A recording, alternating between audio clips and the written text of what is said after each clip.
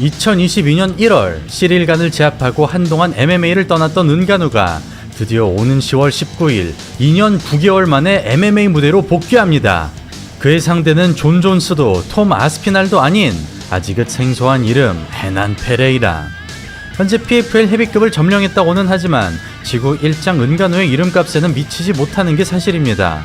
그러나 시릴간과 은간우를 절묘하게 섞은 듯한 페레이라는 은간우를 뛰어넘는 신체 조건과 경량급의 버금가는 핸드스피드, 의식이 날아가 버리는 파괴력과 천부적인 카운터 감각까지 은간우와 정면으로 붙을 수 있는 유일한 선수라고 해도 과언이 아닌데요. 과연 이 괴수들 간의 대결에서 최후의 살아남는 자는 누가 될 것인지 오늘은 또 하나의 사기캐 헤난 페레이라를 알아보겠습니다. 시청자 여러분 안녕하십니까. 고스톱의 진행을 맡은 차도로입니다. 반갑습니다. 고스톱은 자신의 강함을 증명하고 싶은 말 그대로 인자강 파이터들이 한자리에 모여서 더불어 파이트머니 시스템 안에서 최고의 레벨에 도전하는 굉장히 색다르고 또 화끈한 격투기 경기인데요. 1989년 브라질 태생인 헤난 페레이라는 비교적 늦은 나이에 운동을 시작했습니다. 어려운 가정 형편으로 중학교 시절부터 돈을 벌었던 그는 20대 중반 무렵 사설 경비원과 건설 노동자로 살아가던 도중 저소득층 어린이들을 위한 주짓수 수업을 듣게 되면서 격투기에 빠져들었습니다. 그리고 페레이라는 주짓수를 배운 지 1년도 되지 않았으나 프로시합에 출전하여 2전 2승을 거두는데요. 이를 계기로 인생 경로를 새롭게 설정한 페레이라는 본격적으로 MMA를 배우기 위해 리우 데자네이루로 떠나게 됩니다. 그렇게 하던 모든 일을 그만두고 격투기에 올인한 페레이라는 노게이라의 체육관에서 자카레 소우자, 주니어 도스 산토스와 몸을 섞습니다. 키 203cm에 리치 216cm, 몸무게가 120kg에 육박하는 그는 체격이 눈에 띄어 길거리에서 시비가 걸린 적도 많았지만 모르는 사람이 때리더라도 그냥 맞아줄 만큼 온순한 성격이라고 하는데요. 그러나 시합장에만 올라가면 그야말로 인간 병기로 돌변했으니 그의 파이터로서의 기질과 재능을 엿볼 수 있는 것이 바로 파브리시오 알메이다와의 시합입니다. 주짓수로 시작했지만 타격이 강한 페레이라는 기존의 거인 선수들과는 전혀 다른 스타일을 가지고 있습니다. 보통 2m가 넘어가게 되면 스피드가 느리기 마련이지만 페레이라의 경우 손과 발이 매우 빠른 편이며 공격적이고도 호쾌한 스윙이 특징입니다.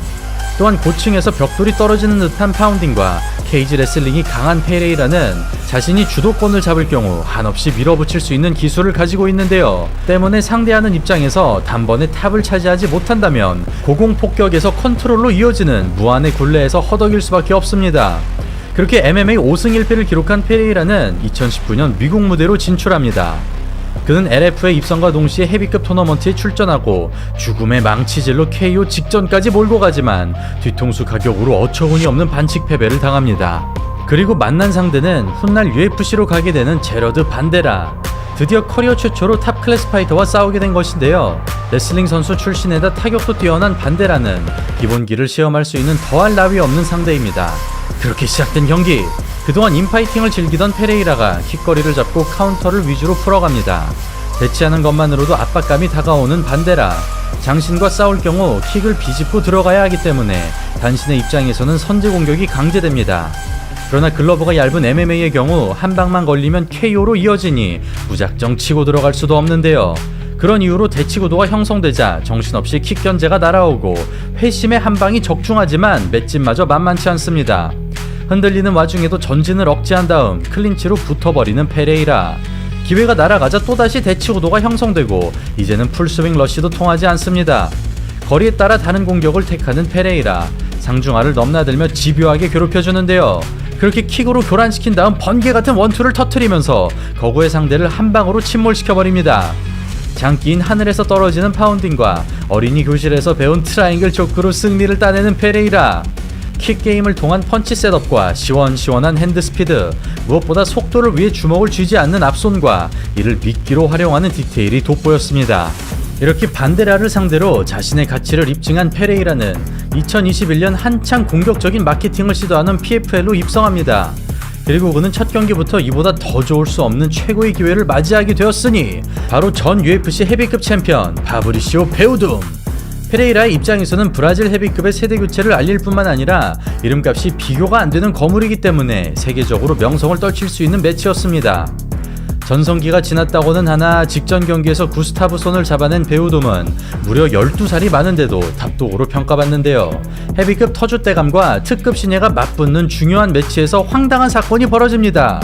미리 합을 맞춘 듯이 날아차기로 시작한 두 선수는 치열한 그라운드 공방을 벌입니다. 플라잉 공격의 경우 보통 상대방이 물러나기 때문에 타격전을 배제하는 용도로 배우돔이 자주 사용하는 방법인데요.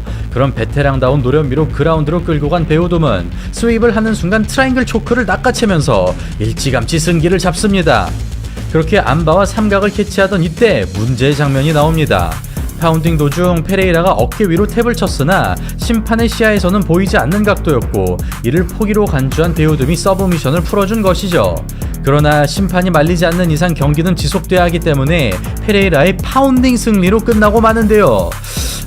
사실 엄밀히 따지자면 탭을 쳤다고 하기에는 좀 애매한 상황이었고 배우돔 역시 탭에 의해 풀어졌다기보단 파운딩의 충격으로 포기한 듯 보이기도 했습니다. 경기 나흘 뒤 주최위원회가 배우돔 측의 항의를 받아들이면서 결과는 노콘테스트, 다시 말해 무효로 처리가 됩니다.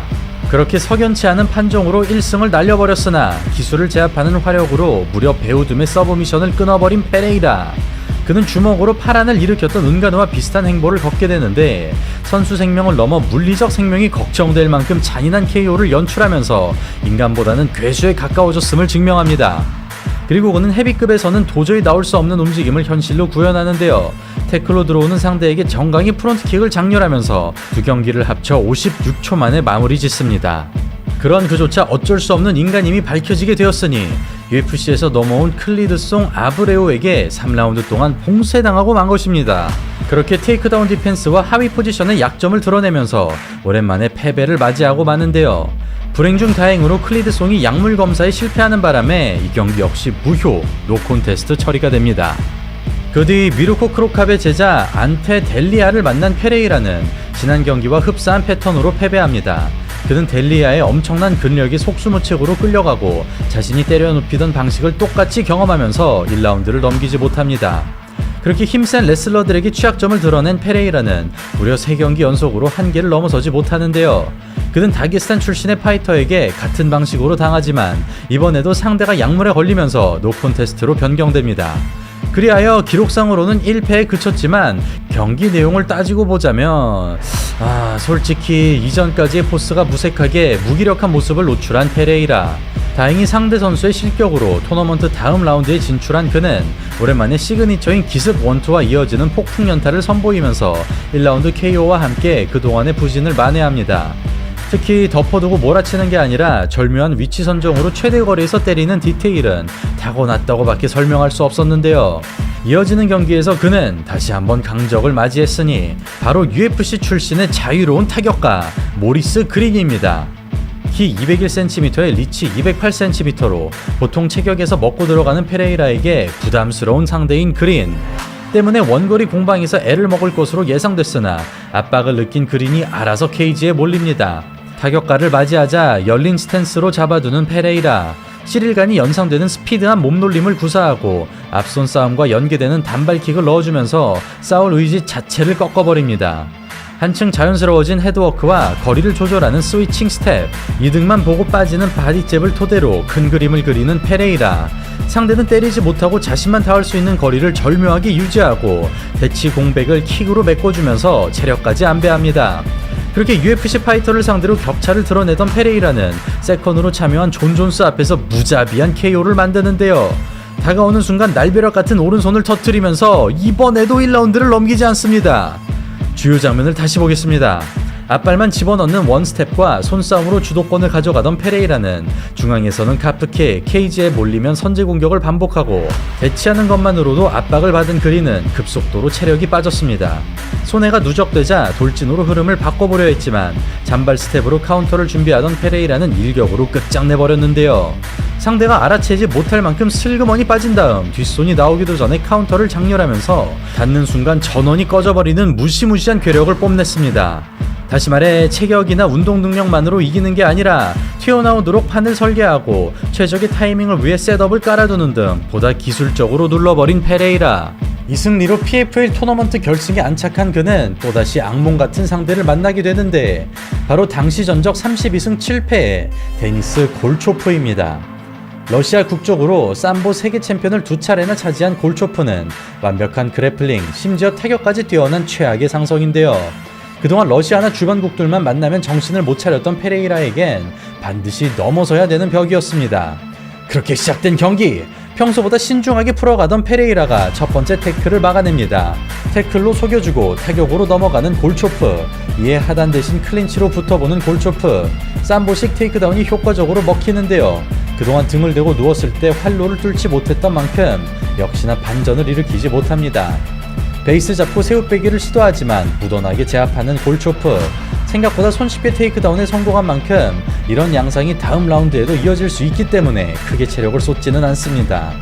결국 골초프가 접근하는 순간 승부를 내야 하는 페레이라, 카운터라는 한 장의 카드밖에 없는 상황에서 노림수가 통하는데요. 첫 움직임에 맞춰 카운터를 터트린 다음 시간을 주지 않고 몰아치면서 역전 KO에 성공합니다. 마치 프란시스 은가누가 커티스 블레이즈를 일격에 박살냈던 것처럼 잽을 타고 걸어버리는 라이트로 한 방에 끝내버린 페레이라. 이 승리로 그는 시즌 제로 운영되는 PFL의 토너먼트 우승을 차지하면서 드디어 커리어 최초로 최정상의 자리에 오릅니다. 그리고 이 시기 PFL과 벨라토르가 합병되면서 PFL 대 벨라토르라는 초대형 매치가 열리게 되는데요.